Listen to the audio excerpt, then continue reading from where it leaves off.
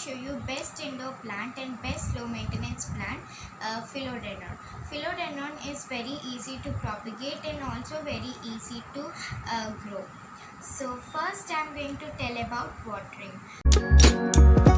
Whenever you want to water your plant, first check the soil. If the soil is dry, water the plant. But if the soil is moist, wait until the soil to completely dry and then water the plant.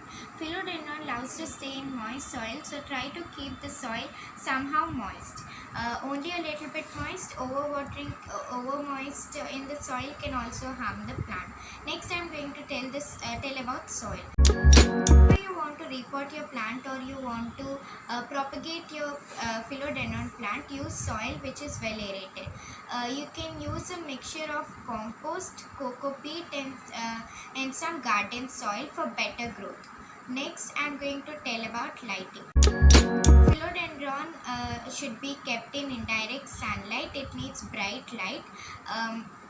Next I am going to tell how you can propagate them in soil and also in water. So here I am having a few cuttings kept in water. So I am going to show you both cuttings which are having roots. As you can see here, it already developed a few roots and also a few leaves are coming. In this one also it developed roots and also it's getting new leaves. The white roots are the new roots. So when you are taking a cutting, make sure that you make a cut near the knot. Knot is the place from where the leaves start coming. You can also take a cutting from where the aerial roots are coming. So these are the aerial roots which are brown in color. So you can take a cutting from there also. So here I am going to tell you how you can propagate them in soil. Here I already took a cutting from this plant. This is the actual mother plant and this is also propagated through cuttings. So here I took a cutting from the mother plant.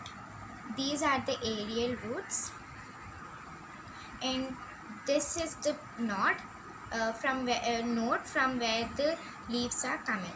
So here I took one cup of compost, 1 cup of garden soil, 1 cup of coco peat. So now I am going to make a hole with a sharp thing. In this for compost I took vermicompost. You can also take any other compost. Now I am going to stick this cutting in soil and I am going to cover all the aerial roots with soil.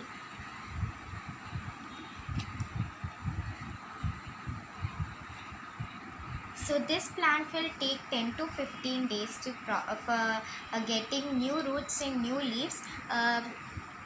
Till then it should be kept in partial shade. Already the soil is somehow moist, so I am not going to water the plant again.